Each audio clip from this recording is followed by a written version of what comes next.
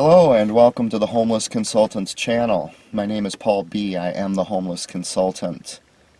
It is now day 43 with no job, no income, no ability to pay my bills, having to lose the possessions that I worked under these conditions for the past 3 years to earn, honestly.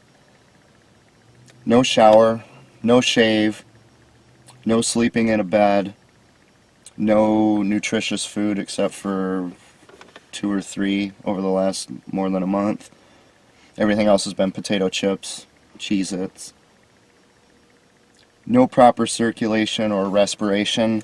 I have been basically sitting in this chair for 43 days straight. My diaphragm compressed, breathing in those fumes from the tailpipe. No circulation. No exercise. Again, I cannot leave this car. This car is everything I have. I can't even walk a few feet away from this car and trust it to the people of Minnesota who have left me out to die. I will not leave this car in their hands.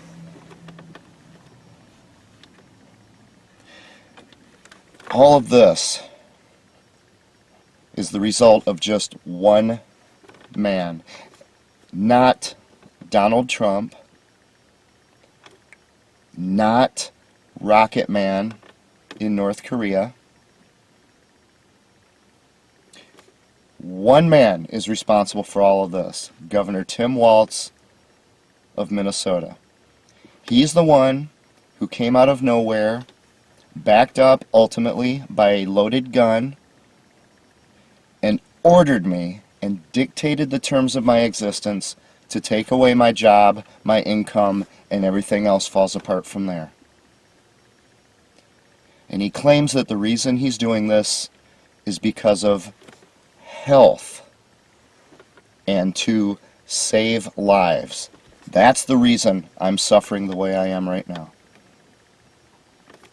So what I'm going to do in this video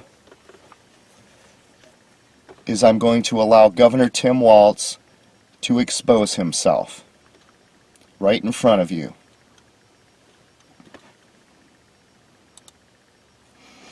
If you've watched my channel for any length of time, you know that I have studied certain things for many, many years, going back decades. It centers mostly around the idea of cults and cult mentalities. Cults drag people down to the lowest common denominator, and that place is very, very low. Cults dehumanize people. They take away their independence and their autonomy. It takes away their ability to think clearly. It takes away their ability to take appropriate action to benefit themselves while not hurting the people around them.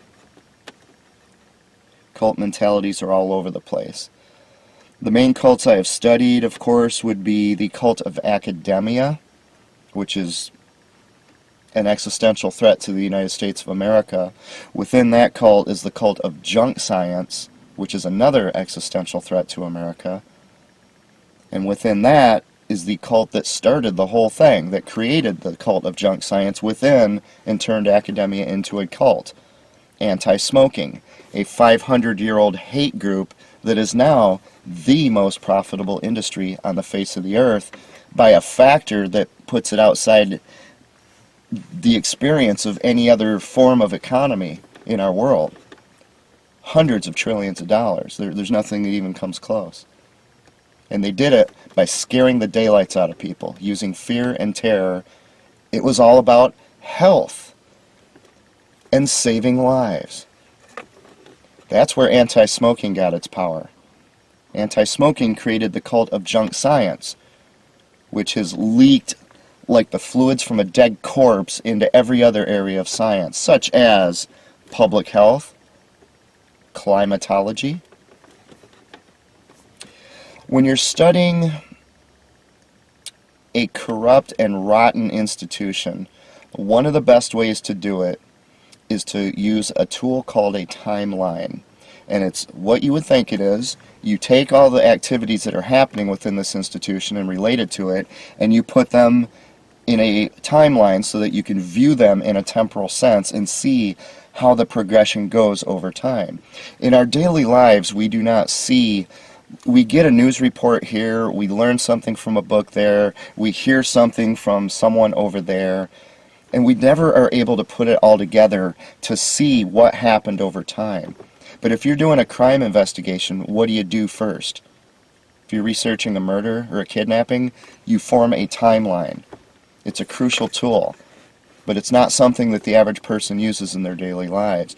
The reason I know what I know about anti-smoking and about the cult of junk science and the cult of academia is because my timelines are, they consume hard drives in storage. That's how much is there. At each point in those timelines, I can link them to the actual scientific study.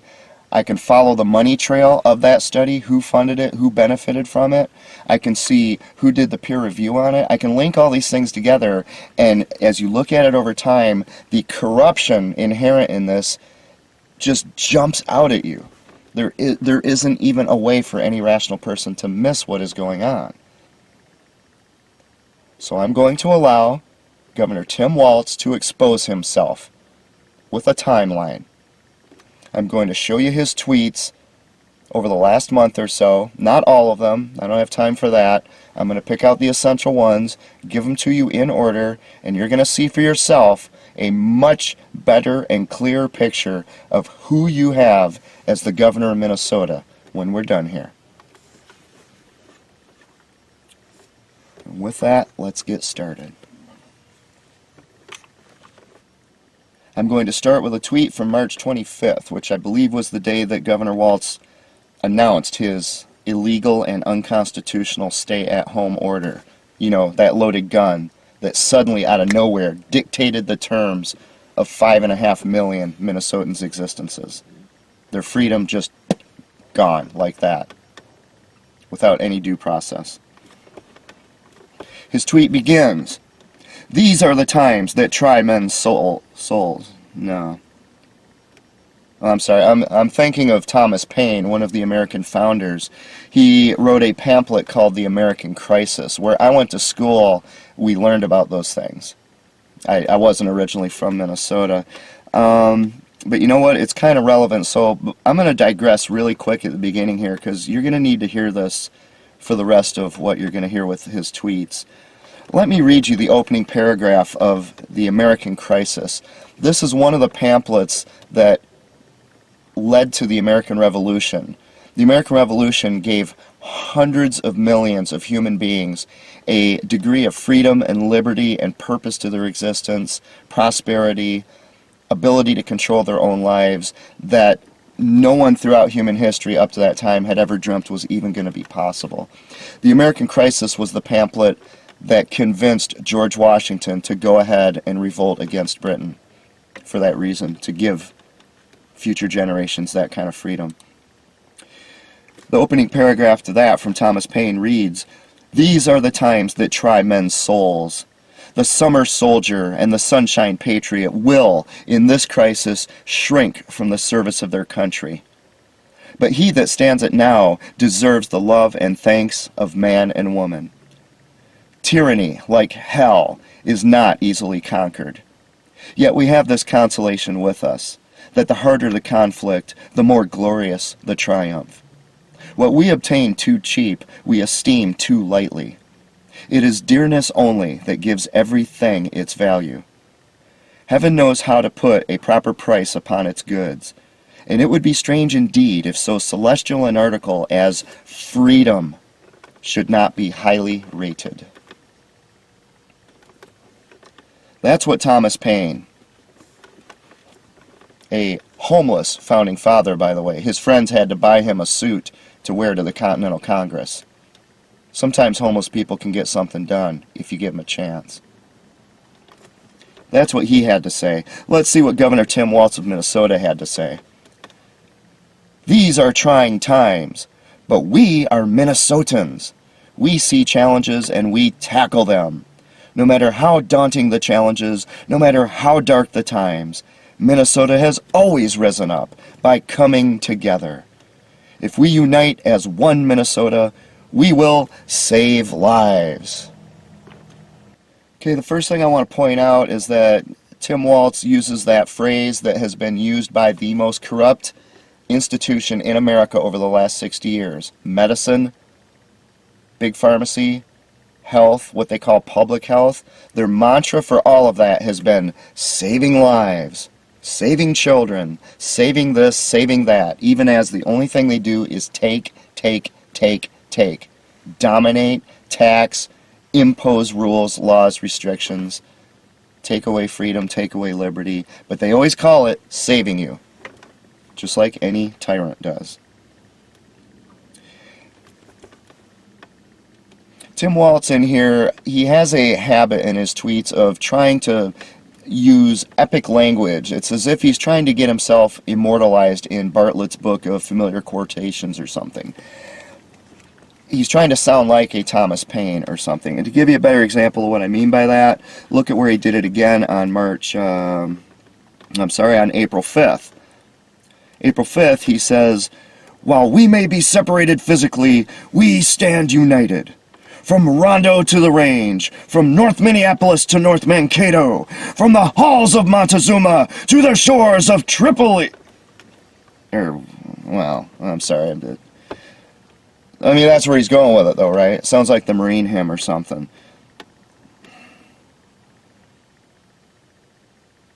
That's what he says.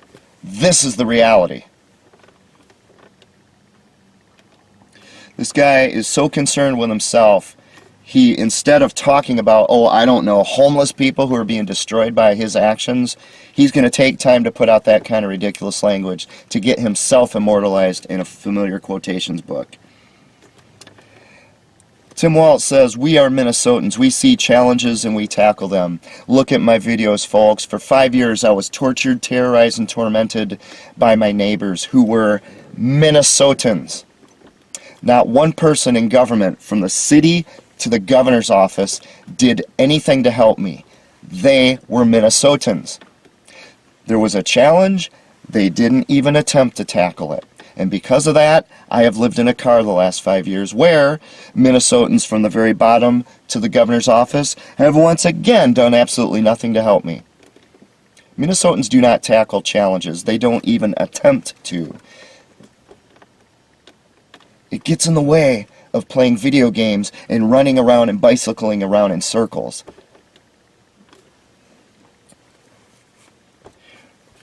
What's this about dark times, too? I'd like to look into this for a moment. Compared to the history of the Middle East or Europe or even American history in general, the history of Minnesota reads like the minutes to a board of directors meeting for a country club. A country club that's owned and operated by a cult. Where exactly have Minnesota had these dark times exactly? Did 9/11 happen there?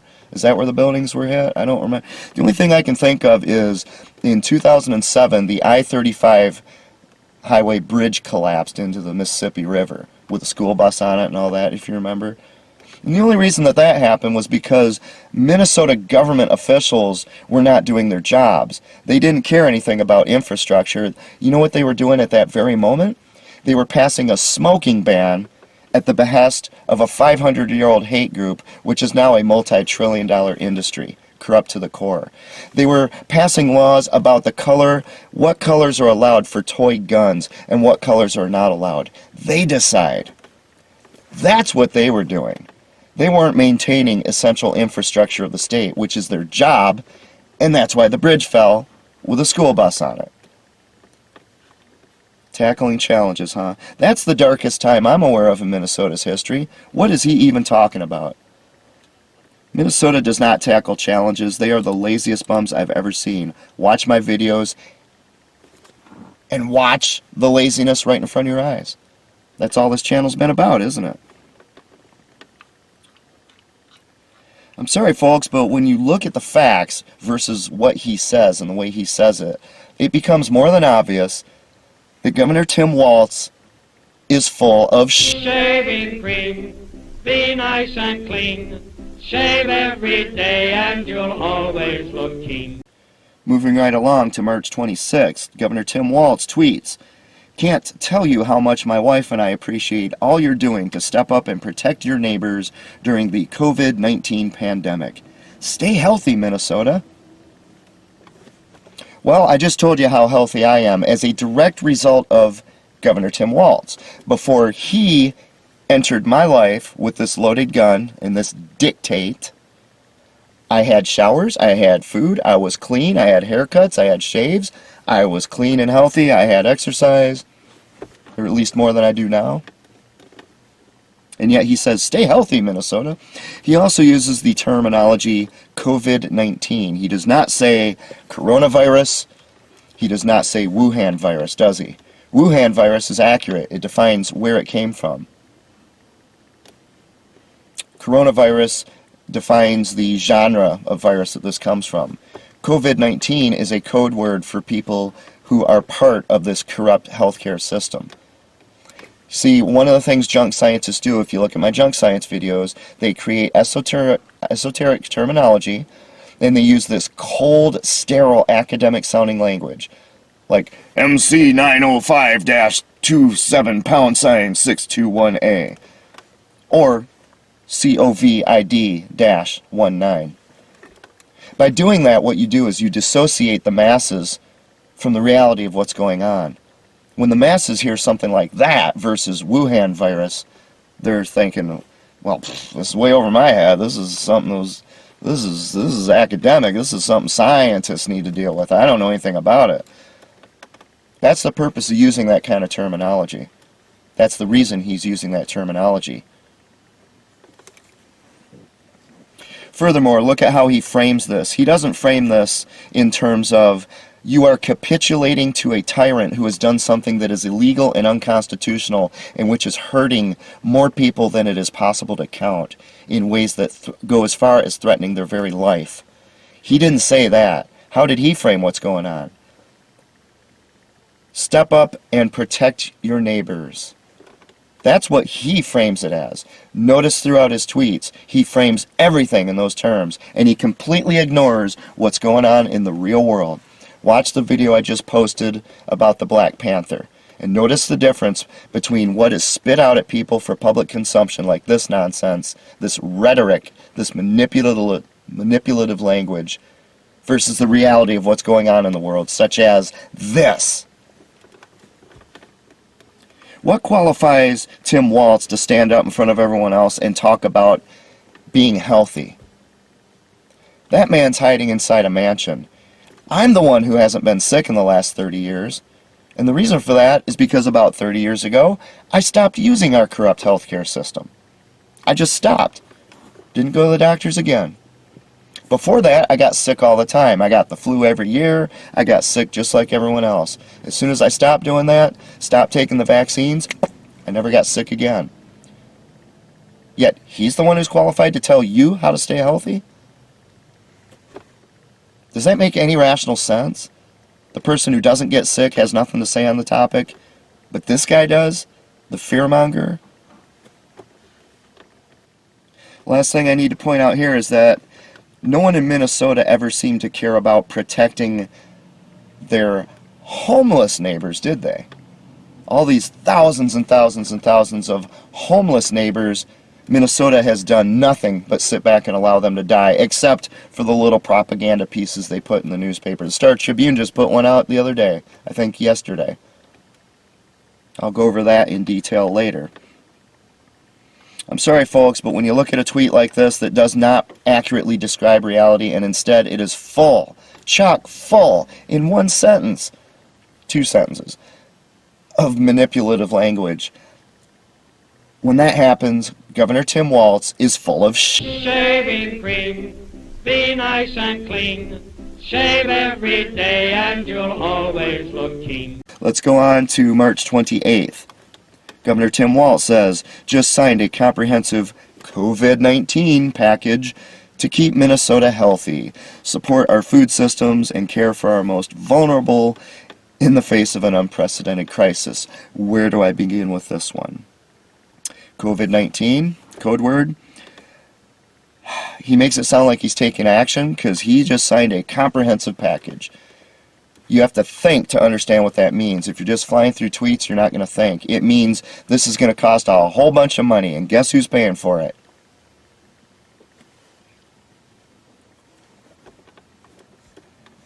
You have no idea what's in this package because this is just a tweet. You don't know what the pork is. You don't know what the details is. You don't know what's in that thing. He's talking about, he says that the reason he's doing it is to keep people healthy and support our food systems, care for the most vulnerable in the face of an unprecedented crisis. Who is more vulnerable in a society like ours than people who don't even have a home, who sleep outside in ditches and in tents, in cars? They 24 hours a day, they have no security, no privacy. They are under attack all the time by housed people who do things like, I don't know, kill them, steal from them, beat them, set their cars on fire while they're sleeping, set their bodies on fire while they're sleeping on a bench. To me, seems like the homeless are pretty vulnerable. He says it is to care for our most vulnerable in the face of an unprecedented crisis. Yet Minnesota doesn't do anything to help the homeless in the real world. I'm ignoring what you see on TV and the Star Tribune. I'm talking about reality. That's where I live, and that's where I'm going to stay. Also notice, the most important thing of all here, his use of the word unprecedented. If you look at my recent video, Minnesota, the key to understanding the coronavirus phenomenon, I will explain exactly in that video what the word unprecedented really means. There is nothing remotely unprecedented about what is going on here. And in the interest of time, I'm going to have to leave you to look at that video, Minnesota, the key to understanding the coronavirus phenomenon, to see what I mean. However, I will point out that Governor Walz uses that word unprecedented over and over and over again. On March 31st, he used it here. Again, on April 5th, he used it here. And again, on April 15th, he used it here. The word unprecedented when there is nothing even remotely unprecedented about what is going on right now, except what is unprecedented is the martial law posing as some kind of benevolence to save lives. That is unprecedented. But when it comes to the massive challenge of saving people's lives, you've got 20,000 homeless people in Minnesota who have needed help all along, and they get none.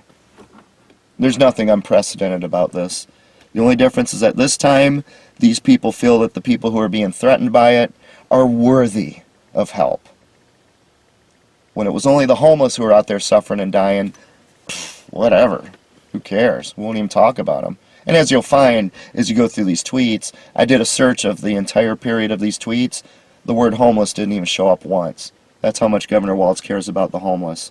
Remember, when you put things together in a timeline, you get a sense of who the person is. As you're going to see in a moment, he talked about baseball several times, but he never even mentioned the homeless.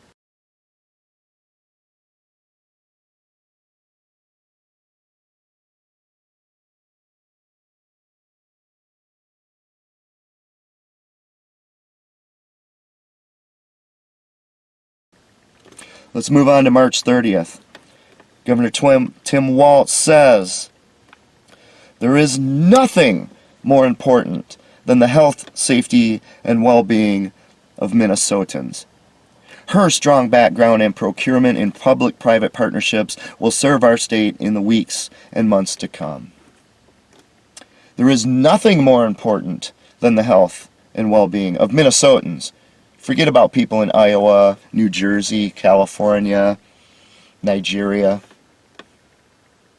Nothing is more important than Minnesotans. I've told you all along, folks, Minnesota functions as a cult. They do not like outsiders, such as people who are transplanted from other states. They tend to hurt and mistreat and even destroy transplants. You see where I'm living? Do you see? Nothing is more important than the health, safety, and well-being of Minnesotans. Unless, of course, you're a transplant. Nothing is more important, not even freedom, not even liberty, not even justice, not even the U.S. Constitution, not even human decency, not even human rights, not even civil rights, not even purposeful human existence, not even rescuing kidnapped children. Not even being able to support yourself and your own family without government assistance. Nothing, according to Governor Tim Walz, is more, it says right here, doesn't it? Doesn't it say that? There is nothing more important than the health, safety, and well-being of Minnesotans. Forget the people in Florida, the people in Arkansas, the people in Arizona, Canada, Finland. Cults don't tend to care about outsiders. They kind of keep them at a distance and really prefer that they just kind of go away or maybe die. That's how cults operate. The thing I really want to talk about in this particular tweet, though, is what you need to know. The use of the word public-private partnerships. If you look at my junk science videos, I posted about 10 of them, a series of 10. What you're getting there is something you couldn't pay money for in a DVD store, the amount of information there. Remember, I've studied this for 30 years, and there aren't many other people out there doing this yet. They're only in recent years that people really started to catch on to what's going on here. I think it was in the last video, number 8 maybe, it was the one where I walked you through the way that junk scientists and their operators use the way that they use lobbying to corrupt our government. They take over public policy exactly as President Eisenhower warned us about. And I showed you the way that they do it. They form what's called a non-government organization, an NGO.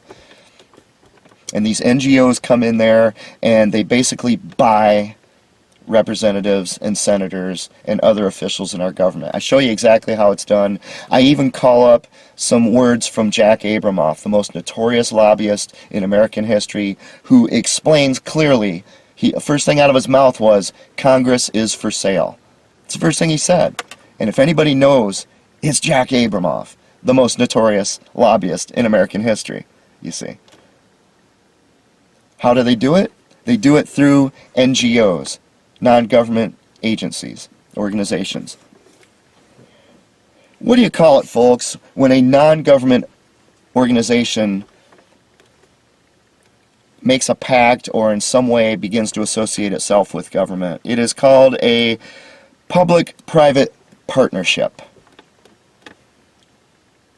Non-government organizations are the driving force behind the unfathomable amount of corruption that is in our government. The very swamp that Donald Trump said he wanted to drain. That's what he was talking about. Governor Tim Walz, right in front of your eyes, just told you what he's a part of. Public-private partnerships.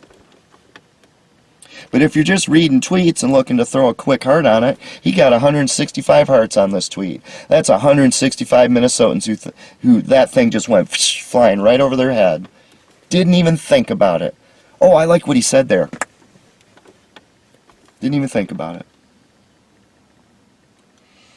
I'm sorry, folks, but when you think about what's actually going on and what this guy is saying right in front of your eyes, because they always do this stuff right out in the open, because their attitude is that we're too stupid to know the difference, and I hate to admit it, an awful lot of people out there are willfully ignorant.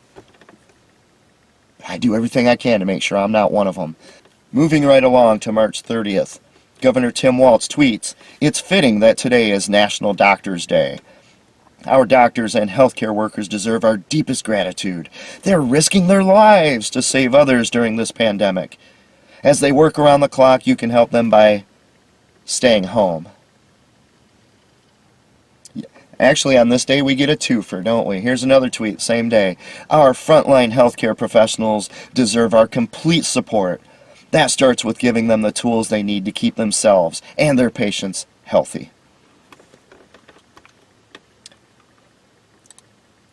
Governor Walz does a lot of this where he's trying to praise, he's trying to manufacture heroes. Whenever there's a crisis, you have to manufacture a hero or find one or contort the language.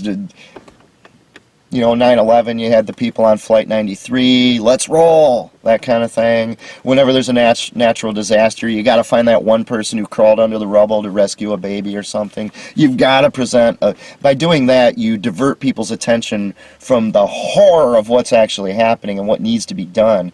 In this case, something that is totally unconstitutional and illegal, something that should put Governor Tim Walz into a prison. But if you're paying attention to the heroes, you're not going to notice that, are you? Because you're focused on the positives. Sorry, folks, I'm not into being negative. I have fun in my life, believe it or not. You wouldn't know it from this. But when it comes to being a citizen, you have to look at the reality, and the reality is really ugly. This man belongs in a prison. He does not belong in that mansion. He has committed a crime against humanity. He went on with this again on April 29th. Governor Tim Walz said, "We stay home, Minnesota, not for ourselves, but for the nurses and healthcare workers risking their lives for us every time they clock in. Thank you for providing compassionate, life-saving care for Minnesotans." And then he did it again on May 2nd. "This is why we stay home, the sacrifices Minnesotans are making, and our commitment to keeping each other safe have delivered these results." Yeah, Governor Walz, they've delivered these results versus the alternative, which is where I made money, I kept my job, I did not lose the possessions I worked for, I have had a shower, I have had food, I have had exercise, I have had a life worth living. Those aren't the results we got. We got these results, and according to you, they were delivered by Minnesotans. What do you know? I need to look at this tweet from April 29th closely. "Thank you for providing compassionate, life-saving care for Minnesotans." Folks, first of all, there's a difference between courage and heroism. An iron worker 100 stories up walking on those beams is incredibly courageous, but that doesn't make him a hero. They're getting paid for it, and it's up to them whether they do it. They are incredibly courageous. Hats off to them in that regard, absolutely. Astronauts, incredibly courageous. Every time they go up or come down, or even while they're out there, they could die. Very courageous. Doesn't make them a hero. A hero is somebody who goes way beyond the ordinary, and they take deliberate action with self-sacrifice to specifically save another person. Even in the military personnel in war are incredibly courageous, but not every single one of them is a hero. And there's nothing wrong with that. That doesn't put them down in any way. It doesn't minimize their courage and their service and the great thing they're doing for this nation. But don't call them a hero when they're not. And don't call these people heroes. You know why? Because for the last 5 years as I've been homeless, I have watched these healthcare professionals completely ignore the Minnesota homeless. They come in, "I have an impacted tooth. This could kill me. Show us your insurance papers." "I don't have insurance. I'm homeless." Out the door. Bye-bye. Make sure you die off camera. We wouldn't want Fox News or the Star Tribune to accidentally put your death in the public eye. The morgue will come and scrape you up, and they'll cremate your body and put you in that mass grave like they do with all the others. No one will ever know. Bye-bye. You don't see healthcare professionals out there all the time doing this great pro bono work. There are a few. There are a few. And they would get a handshake from me. Absolutely. Not many. Considering all these people, they do nothing for the homeless.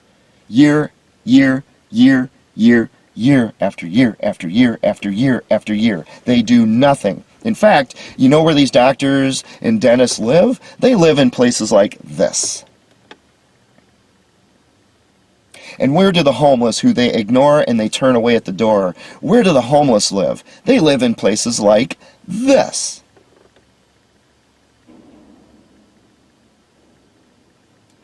I'm sorry, you are not going to call those people heroes in my presence until they do something heroic. According to Governor Tim Walz, they are in fact doing that. He says they're risking their life. Quote, this is a quote. Tim Walz wrote this. I didn't. Quote, "These healthcare workers risking their lives for us every time they clock in."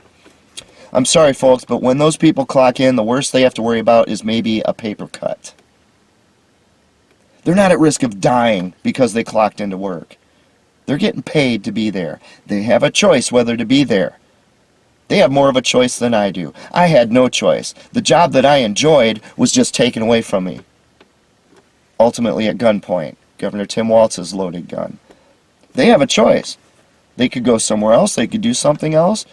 I mean, they keep telling me I have choices all the time, right? So why can't I say it back to them?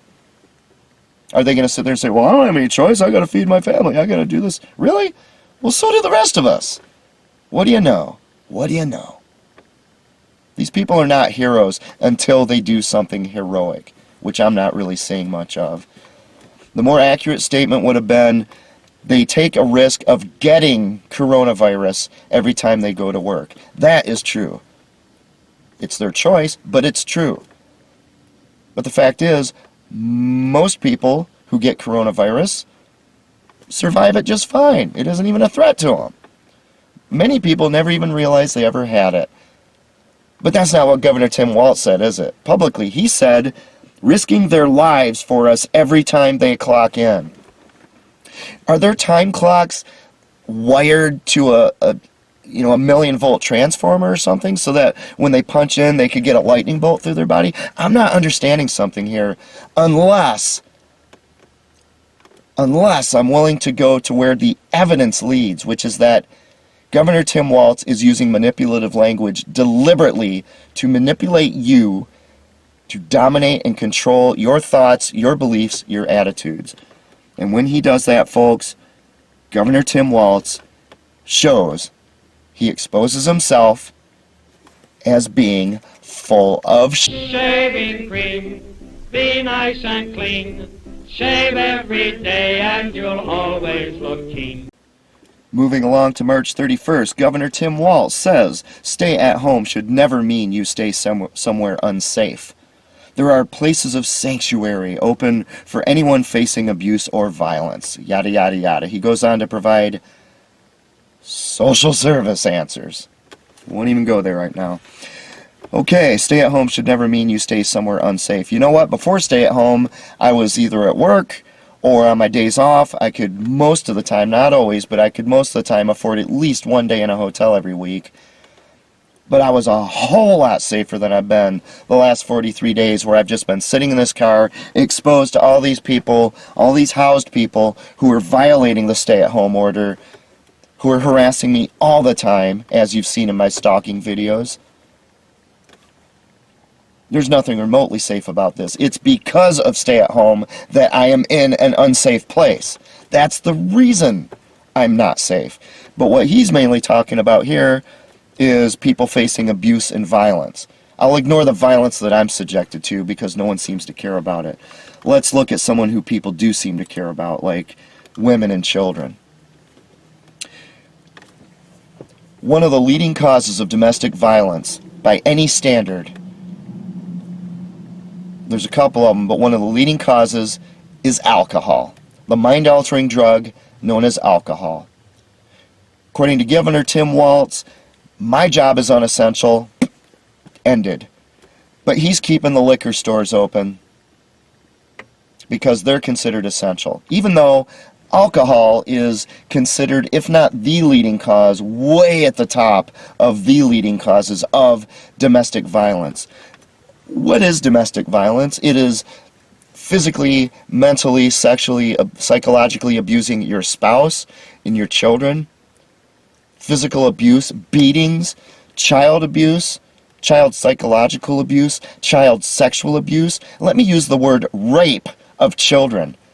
Instigated by the worst mind-altering drug this species has ever dealt with, alcohol. And Governor Tim Walz considers liquor stores essential. But my job, nope. And he has the audacity after doing that to come out with a tweet telling these people who get abused by all these drunks that where they should go for help is social services, the government. The Homeless Consultant channel is full of video after video after video showing you how useless social services is, what a waste of tax dollars it is. Remember, when you create the problem and you provide the only solution, it's called racketeering. He's creating the problem by throwing people into these homes with nothing to do but drink alcohol, which is a known primary cause of domestic violence, including against children, and then he's providing the solution through government agencies. That is racketeering. But are you going to notice that if you just read these tweets? And give him, how many hearts did he get here? 3,600 hearts. 3,600 Minnesotans put their stamp of approval on that without thinking about what that even means. Now are you starting to understand, from his own words, are you starting to understand why we have this coronavirus health scare? Not the virus itself, but the real problem. And while I don't have time to go into detail on this, I need to point out one of the main reasons for homelessness is domestic violence. People leave abusive situations wherever they have to go to get away from being beaten and murdered. And they'll go into homelessness. It's one of the leading reasons people become homeless. But also the opposite is true. One of the leading reasons for domestic violence occurs is because people who are homeless, living in these unbearable, horrific third world conditions, they often leave homelessness and they go deliberately into the company of someone who they know is going to abuse them, because in their mind at least, it's better than being homeless. There's this cycle all over the place. Governor Tim Walz is feeding that cycle at every point of entry. He's creating the poverty that leads to homelessness and is a leading cause of domestic violence. He's feeding the poverty by killing everybody's jobs, killing our economy. He's keeping booze stores open, a leading cause of homelessness and domestic violence. He's keeping all of this open. He is feeding every one of these monsters that attacks Minnesotans while he goes out here and uses this beautiful, benevolent language pretending that he's a benefactor. He's feeding all of these monsters. He's feeding them more than the food that his family feeds to his cat and his dog, both of whom live far more comfortable lives than I, as a human being, do right now, or any of the other Minnesota homeless who Tim Walz didn't even mention in his tweets over the last 30 days. And if that wasn't enough, on April 4th, Governor Tim Walz posted this tweet just to rub it in our faces. I told you I've been eating nothing but potato chips and Cheez-Its, basically bread and water, for the last 43 days because I cannot afford nutritious food. And look at what he posts there on April 4th. Just rubbing it in the faces of the people in Minnesota who have nothing to eat. How many hearts did he get there? He got 3,300 stamps of approval from Minnesotans on that post. That tells you the kind of people we have in Minnesota, folks. That is why I became homeless when I asked people to help me so I didn't become homeless. That's why I have not been able to get out of homelessness when I have asked people to help me get out of homelessness. 3,300 hearts on this post, but when I put in a tweet that says something that actually matters, what do I get? 0, 1, maybe 2 of those little hearts. Those are the kind of people we have in Minnesota. Governor Tim Walz is, in fact, a representative of the people of Minnesota. You better believe it. He represents the kind of people they are very, very well. Making matters even worse, on April 4th as well, Governor Tim Walz praises the corrupt mainstream news media in Minnesota. As he says, following our local news is more important than ever. They're putting out facts, not fear. And that's what it's going to take to get through this together. Well, first of all, the word together means absolutely nothing to me. My suffering's gone on for 10 years now. No one has ever helped me. Not with my neighbors who tortured and terrorized me in my home for 5 years. Not with the homelessness that I've experienced for the last 5 years. Don't ever use the word together near me when you're talking about Minnesotans. These people don't care if others live or die. The proof is in their actions and their lack of action. He got 1,800 hearts on that tweet. The Minnesota news media, let's see, so they have never devoted 24-hour coverage to the third world conditions, the human misery and suffering of Minnesota's homeless. They have never devoted 24-hour coverage to that until the problem is solved.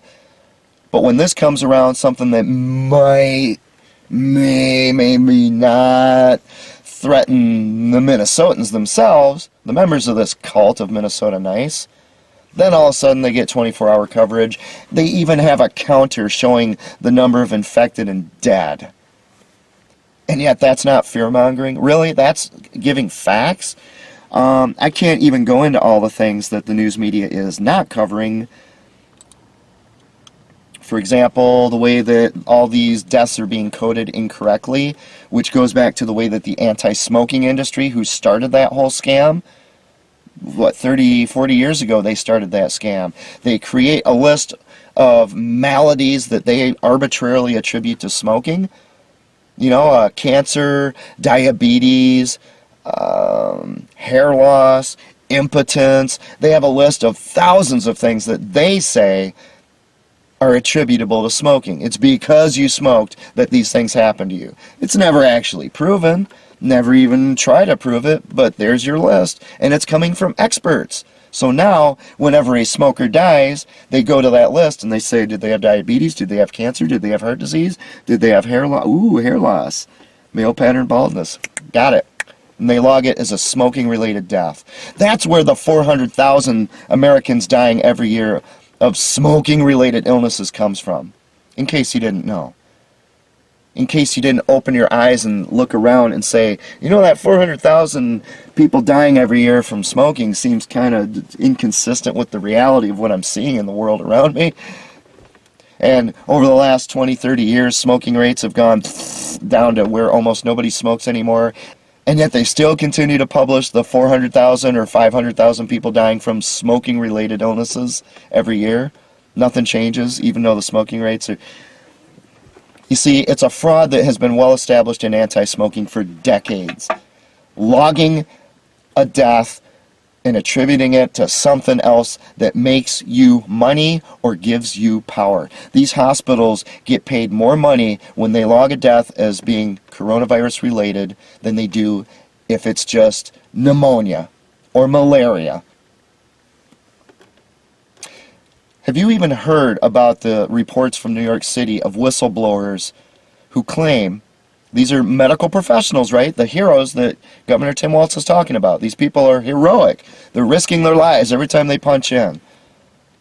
But the ones in New York City, there's some of them coming out and they're saying that the hospitals are actually causing the deaths of patients to clear up space and to clear up resources. If they feel that it's hopeless, they're putting them on respirators that will kill them. They're basically murdering the patients.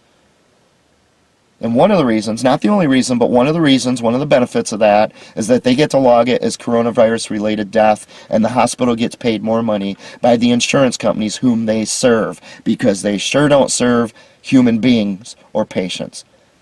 That's why these Minnesota professionals don't do anything for the homeless, unless we have insurance.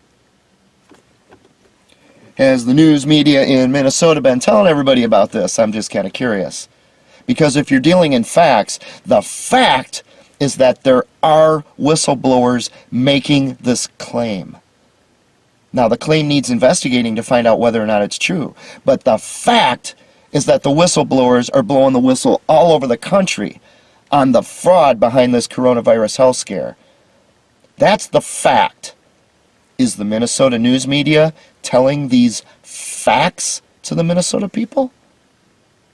Now, granted, they may not have been researched yet. They may not have been checked to see whether they're true or not. But the whistle's being blown by credible people all over the country, all over the world. Minnesota news media that I've seen hasn't even mentioned it. Governor Tim Walz says, following our local news is more important than ever. They're putting out facts, not fear, not that running counter of the dead to terrify you and scare you and keep you inside cowering in fear because you don't want to become the next tick on their counter. You see, folks, a timeline shows you the kind of person you're really dealing with. consistently throughout these tweets, and I'm only up to April 4th, starting on March 25th, consistently this guy is dealing in skullduggery left and right. He's encouraging people to listen to what has been lately called the fake news for the best of reasons, because the news lies, the news deceives, and the news doesn't investigate anything. They take what the public health experts say and they spit it back to you. There's nothing in between where they're out there validating, confirming anything. The public health experts speak it, they spit it back to you. No investigation whatsoever. Even from their Pulitzer Prize winning people at the Star Tribune. That's how much a Pulitzer Prize is worth. It's worth about as much as that pair of dirty underwear I just had to put in my trunk because of the diarrhea I have every day. That's how much that guy's Pulitzer Prize is worth.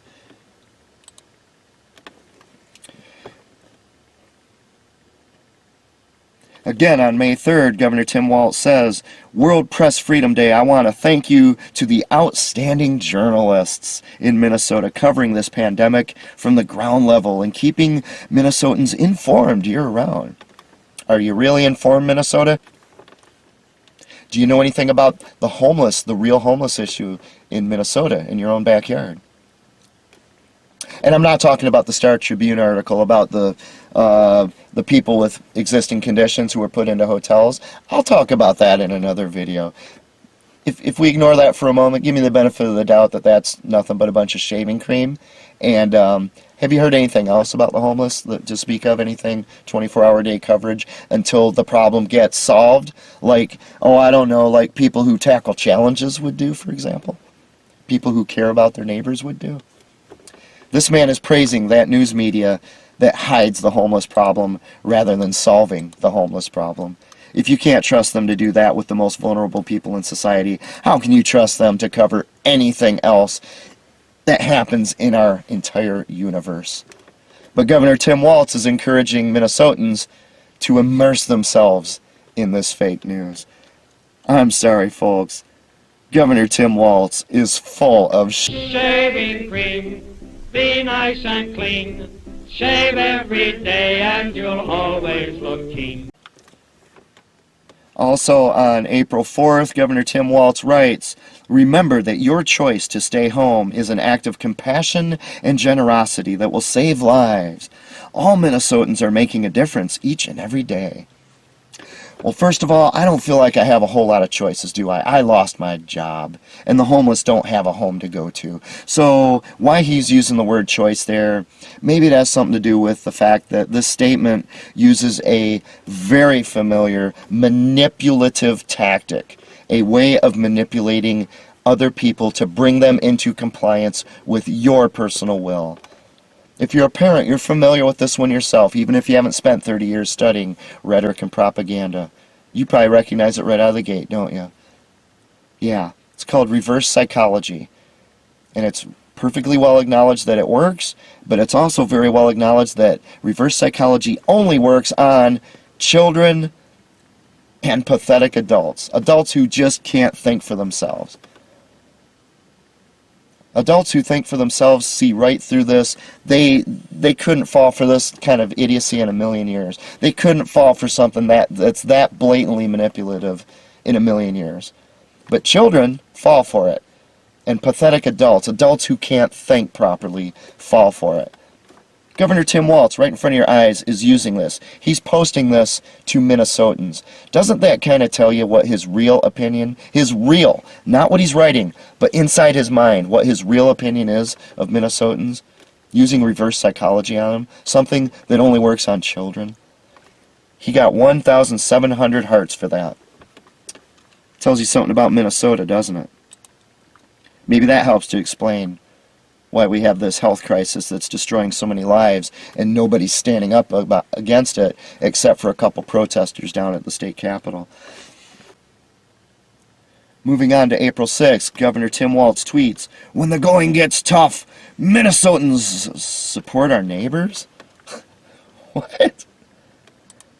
I've gone over that too many times, folks. I can't do it again. I'm living in this car for a reason. It's because not one Minnesotan supported me at all, period. End of story. Or the other 20,000 homeless people. And I just can't keep going this over and over and over as he keeps repeating these lies over and over and over. I'm just going to leave it at that for now.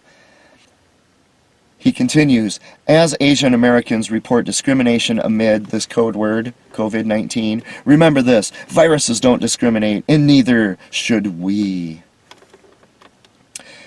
Really, according to Governor Tim Walz, right in front of everyone's eyes, viruses do not discriminate, and neither should we. You know what? A virus is not a thinking being.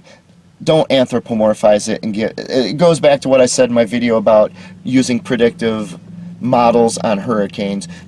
Don't anthropomorphize a hurricane. It follows natural laws. It doesn't think. It doesn't decide to go up the coast or to go into the Gulf. And viruses don't discriminate because they can't discriminate. They're not thinking creatures. Nothing but manipulative language from this guy. Nothing but manipulative language from this guy. Neither should we. Really? Really? Really. Stay at home order. The homeless have no home to stay in. Seems a little discriminatory, doesn't it? Seems a little osteophobic, which is the equivalent, morally, of racism. Something that has caused genocide. Eugenics. In my office of about 100 people, I'm the only one who could not work at home, so I'm the only person who lost his job, and the only reason for that is because I was the only homeless employee. But Governor Tim Walz says we should not discriminate. It's built into the foundation, the marrow of the bones of his stay-at-home order discriminates against the homeless. This man, while he's in prison, should be sued by every single homeless person. He should have to pay every single one of those people back if they survive, so that they never have to fight this battle again. This is sickening. Look at the kind of man you have as a governor, Minnesota. Look at the kind of person you have. And you give him 999 hearts. Tells you a lot about Minnesotans. On April 8th, Governor Tim Walz tweets, I know this is hard for our entire state. We know every day families, businesses, and communities are making sacrifices. No, they're not making sacrifices. This manipulative language. There are some who think in their minds they're making sacrifices. Of course, when you read their tweets, you start to see the real story. They're making more money from unemployment and stimulus than they did at their job, and they're calling it, you know, what are you complaining about? You get to stay at home on your ass, quote, is what one of these tweeters said. That tells you exactly the kind of people who are supporting this. People who want to get paid to sit at home and just goof off all day long. Lazy people. Haven't I been saying all along that the reason I'm homeless is because these Minnesotans collected their paychecks from the bottom to the top and they refuse to do their job? They like to collect money without actually having to earn it. That's what Governor Tim Walz is talking about when he says, every day families, businesses, and communities are making sacrifices. But most of the people he's talking about here are not making a sacrifice at all. They have a loaded gun pointed to their head, telling them, you will make this sacrifice. You will not be in business. You will not make money. You will not support your own family. But it's the second part of this I need to look at more closely. Governor Walz writes, it's a data-driven decision that will help our hospitals on the front lines, curb the spread of code word COVID-19, and ultimately, there's the mantra again, save lives. Data-driven decision. Have you ever heard that phrase before, data-driven? I have. In my 50 existential threats to America, among the other ones I haven't been able to get to yet because of this interruption, one of them was health fascism, by the way. You saw it. I posted that way before you heard of coronavirus, right? They were published in the public before you heard of coronavirus, so it's not like I'm making this up after the fact. health fascism. You're seeing an example of health fascism here.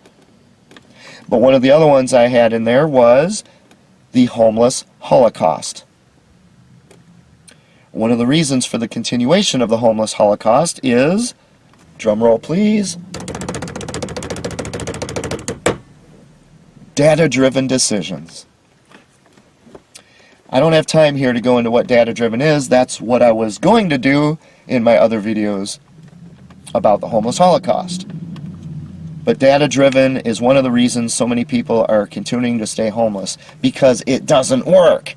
And anyone who thinks properly would figure out from the beginning that it doesn't work. What is data-driven? Real quickly, let's take a peek.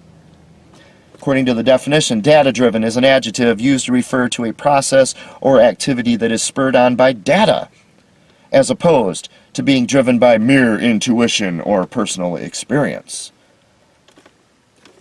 Okay, so they break it down that way. It's one or the other. Everything's black or white with corrupt individuals, junk scientists, black or white. It's either spurred on by data and empirical evidence, or it's intuition and personal experience. I have a quick question though. What about things like logic, reason, the results of experimentation? They don't fall into either of those categories, do they? Data-driven is nothing but shaving cream. It's the reason so many people are staying. I'll give you one really quick example. Take a look here. Seattle, one of the places that pushes data-driven decisions more than anyone else. Tackling homelessness in Seattle with data-driven tools. Let's see how that's working for them, shall we? Oh, hey, what do you know? Is Seattle's homeless crisis the worst in the country? Wow. Gee, I wonder if there's a connection there. If I had been able to do my videos on the homeless holocaust, you would have learned, yes, there's a connection there. Data-driven not only doesn't work, but it usually gives you the opposite results of what you want. But Governor Tim Walz, let's see, what did he say here? He said he's using data-driven decisions to come up with this health scare and this stay-at-home order. Sorry I don't have more time to go into this, folks, but I'm the one who's sitting in this chair hoping he even survives it. I can't do all the work for you. You might want to do some research on that one.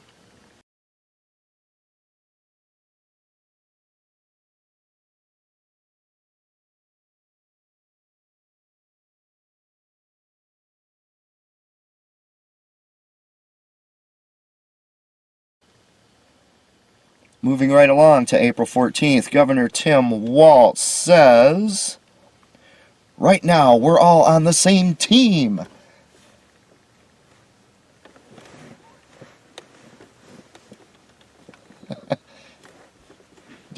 I want to show you my teammates. See them? Oh wait, I don't have a team, do I? I'm completely alone in this world because Minnesotans don't do anything whatsoever to help the homeless. I'm sorry. It's almost like maybe Governor Tim Walz is full of Shaving cream, be nice and clean. Shave every day and you'll always look keen. I need to add here that when I first began the Homeless Consultant channel so many years ago, it really was about business. It was about how to run a competent business based on my own experience working with world-class teams. You see, I had the privilege of serving on several world-class teams. Back when I was a young man in Drum and Bugle Corps, to Skywarn, where we protect people from getting hurt by the weather, to outstanding rock bands where we made beautiful music in harmony amongst ourselves, to several business dream teams that I have been on. I do know a lot about teamwork, and I care tremendously about teamwork, which is something that I have not seen since the day I moved to Minnesota, with one exception. The dream team I was on at the medical company, where of course the medical company promptly split up the team. Minnesota is not a team Governor Walz, compared to a real team, Minnesota is the definition of a dystopic anarchy where you're either a member of the gang or it's every man for himself. Real teams, let alone world-class teams, do not deliberately create the conditions where other members of their team are going to fail. They do not attack teammates. They do not destroy teammates. They do not take away teammates' jobs. People who do this kind of thing are treasonous betrayers of the team. They're betrayers of the trust. In many cases, they are punished with large fines, ask Pete Rose, or prison sentences. In any event, they are cast out as quickly as possible, as if they were a cancer, for the sake of the survival of the team. But even beyond that, I want to point out one other thing. On April 22nd, Governor Tim Walz made another post wearing a mask, as many villains do. What does that mask say on it? Let me blow it up here. Oh, Minnesota Twins. I believe that is a baseball team. That marks the second time that he has made a reference to baseball in his tweets so far. So that's baseball 2, homelessness 0. Kind of shows you where the heart of this man really lies, doesn't it? Another thing I'd like to point out is that while he's using this and he's apparently supporting this baseball industry, let's take a quick look at the salaries of the players on the Minnesota Twins, shall we? Let's see, $21 million in 1 year, $17,800,000 in 1 year, $12 million in 1 year. I'll let you read the rest of these at your leisure. That's who Governor Tim Walz feels compelled to talk about in his tweets. Again, the homeless. Next up, from April 21st, Governor Tim Walz says, "Today we remember, we mourn, we stand solemnly against hate and anti-Semitism. We will never forget the 6 million innocent lives lost." Well, that sounds great on paper. I've spent a lot of time studying the Holocaust. I've spent a lot of time trying to prevent another Holocaust. Anti-Semitism, he talks about. Ostetophobia, doesn't mention it at all. The fear, hatred, just bile-spitting contempt for the homeless just because they don't have a home. He doesn't even mention that. He mentions anti-Semitism. I would like to give him credit for doing that, but I don't see any sincerity here. He says, "We stand solemnly against hate." Look at some of the messages I get, folks. I'm homeless, and I get messages that say things like, "Why don't you just hurry up and die?" The homeless are targets of violent crimes all the time from these respectable housed people. He's doing nothing about it. You see, when you look at the timeline and you look at what he says over time, you see who the man is. He exposes himself. Never again, right, Tim? Never again. Let me give you a quick showing. This is a picture of the Rose Bowl in Pasadena. Holds 92,500 people, if you can identify anyone in there. Using that as our guide, if we look at the government's estimate of how many homeless there are in America, this is how many Americans are homeless. And now we'll skip the government numbers and we'll go to the real numbers instead, the ones that are based on things like a census, where you actually make contact with homeless people instead of just using a bunch of statistics and numbers in government computers. In that case, you end up with more than 4 million homeless people in America. This is how many Rose Bowls it takes to hold those people. State of Minnesota is doing absolutely nothing to help homeless, and in fact, what they do off camera does a tremendous amount to hurt, if not cause the end of the life of their homeless. Never again, right, Tim? How many hearts did he get here? 1,600 hearts from Minnesotans. On April 23rd, Governor Tim Walz said, "This can't happen in Minnesota, and if we expand vote by mail, it won't." In other words, after spending all this time through all these tweets and through all the media that he's pointing people to listen to the media, who does all the fear-mongering, gets everybody all scared and terrified to stand up for themselves, worried about a virus, worried about the government, worried about this, that, and the other thing. After all of that, the real agenda starts to creep into appearance here, doesn't it? Doesn't it? The election is how many months away? May, June, July, August, September, October, November. 7 months away. And yet this man is already talking about stopping voting, a form of voting that can actually be audited and make sure that there is not voter fraud. If you'll recall from my other videos, when I lost my home, I contacted the state of Minnesota.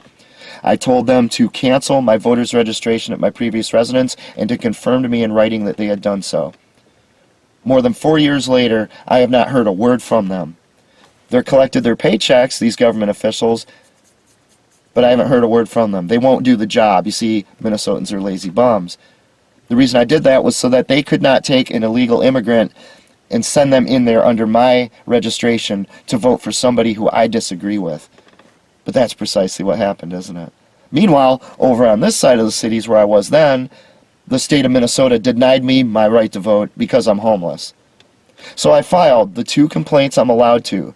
I filed them out properly. I documented them perfectly. I took pictures of them. I had them notarized by the elections judge, who was a notary on that day, and I filed it with the state of Minnesota, both complaints. That was almost 4 years ago. Haven't heard a single word from them, even as they collect their paychecks. So, because of that election fraud in Minnesota, my vote is not going to people that Tim Walz doesn't like, while my registration in another city almost certainly is going to people who I don't like. Voter fraud out the wazoo. And this man, 7 months before the election, is exploiting this health scare that he himself has helped to manufacture, showing you his real agenda. He should not even be talking about the election at this point. Unless, of course, he's trying to pull something. How many hearts did he get here? Ah, I cut it off. I can't tell. I bet you there were a few. Voter fraud in Minnesota is a tradition. April 23rd, Governor Tim Walz says, "Today we extended distance learning through the end of the year." Basically, he's come out and said we're extending social distancing through the end of the year.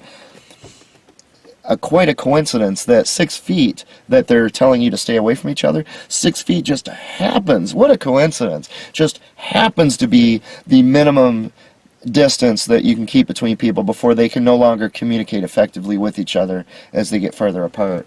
You know what's necessary to maintain a free country? What's necessary to maintain a democracy? Communication between individuals. You see, they need to report things like fraud and corruption so that this person knows about it, and they need to discuss it so that the facts are there and that everyone's comfortable, and then they go off and they tell others and they do the same thing. And that's how you maintain a free country instead of a tyranny or an oppressive 1984 situation. But when the government mandates that everyone stays 6 feet apart, hey, did you hear about the corruption in government? What? What a coincidence that 6 feet just happens to be the distance they want people to stay away from each other. And Governor Tim Walz here says he's going to continue that through the end of the year. I wonder why.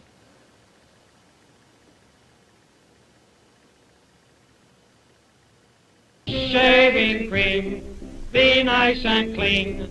Shave every day and you'll always look keen. On April 24th, Governor Tim Walz makes a reference to the Armenian genocide. 105 years ago, 1.5 million lives were lost. If there were any tweet here that I was to agree with or appreciate, it would be this one. The fact is, our school system does not do a very good job, our media certainly does not do a very good job of explaining the Armenian genocide. In fact, that is where the word genocide comes from. It also served as the prototype for what the Nazis turned into, the Holocaust later against the Jews. In that sense, I give him credit for posting this. The problem is that he's framing it, once again, as he says, to ensure it never happens again. I just showed you photographs showing 4 million homeless Americans who, they didn't just suffer and die over the course of a couple days or weeks or months.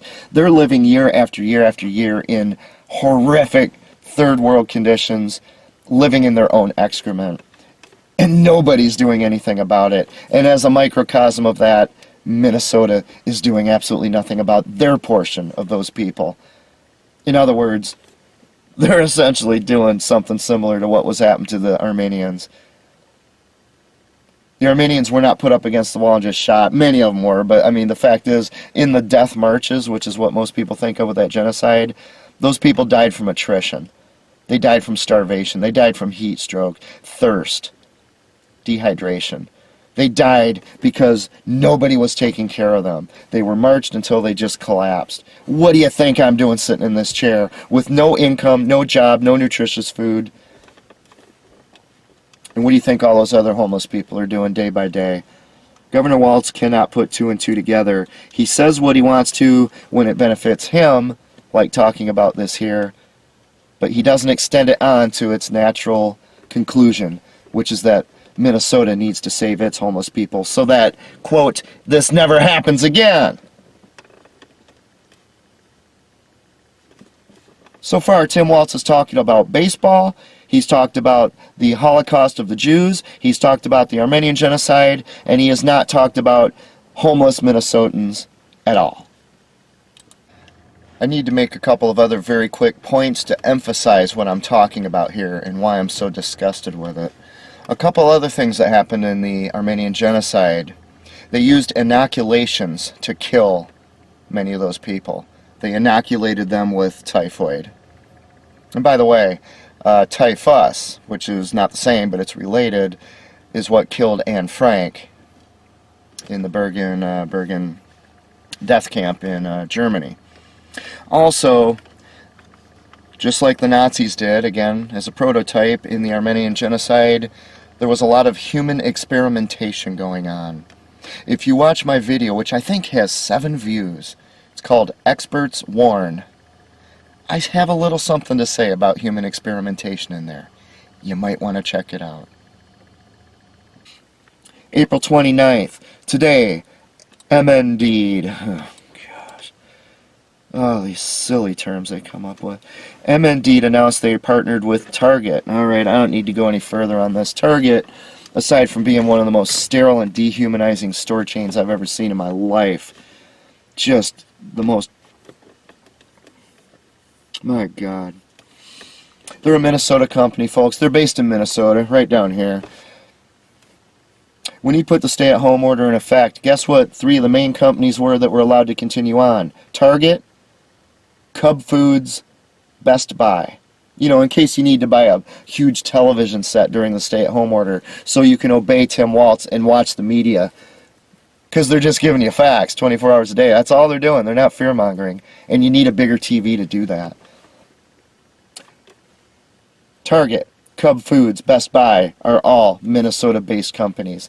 And as they continue their business as essential, all of Minnesotans' home, family businesses, small businesses.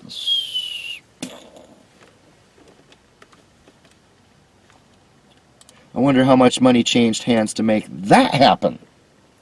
Because the small businesses don't have a whole lot of money to give in the form of campaign contributions, do they? But Target does, Cub Foods does, Best Buy does. Someone might want to follow the money trail there in the future and see what happens. If I were still alive, I would do it myself. May 1st, Governor Tim Walz says, when times get tough, we pull together. Through this pandemic, we've truly seen, hashtag, who cares for us? I'm not even going to read any more of this crap. Who cares for us? Look at where I am, folks. Look at my videos. Look at how I went to U.S. Representative Angie Craig, representing the state of Minnesota in Washington, D.C. Look at the response I got there when I devoted half hour and a whole lot of money for the phone card for this thing, spending a half hour talking to them, explaining every detail of this crime against humanity, and telling them these are the specific helps I need, the specific solutions I need. And then all I get back is a generic, poorly written email that doesn't even address any of those problems. And that's the kind of help I get from every level of Minnesota government for the last 10 years. When times get tough, we pull together. Who cares for us? Yes, Tim Walz, I have seen who cares for us. In Minnesota, nobody. All right, moving on to the last tweet. Before I show you this one, I need to let you know I have been at the point for several days now where I have to ration food, if you can call it food, these potato chips and these crackers, because if I just eat it normally, I'm going to be completely out of food very soon, in a couple days. So I've had to actually ration that out, you know, like someone who lives in a third world nation would have to do. And more importantly, I have to decide, do I spend the little bit of money that I have left, and it ain't much, do I spend that money on food, or do I spend it on my bills? For example, the $200 a month bill I have for storage in California. I have paid on that since I moved to Minnesota, because I more or less got stranded in Minnesota. 13 years I have paid $20,000 to maintain that storage facility. Why? Because when I moved out here, I didn't bring all the stuff that related to my family, did I? I didn't expect to get stranded here. So, everything I have to remember my family by, I don't have any family anymore, remember? Everything I have is in storage in California. That's why I paid $20,000 over 13 years to keep that. Now, thanks to Governor Tim Walz, my question right now is, what do I do? Do I pay to keep that so that I can maybe one day again enjoy anything to remember my entire family and my entire childhood by? Or do I eat a couple more crackers for a couple more days here right now? Those are the decisions I have to make. And in the midst of that decision, as I make it, all because of Governor Tim Walz, look at the tweet that Governor Tim Walz put up here on May 5th.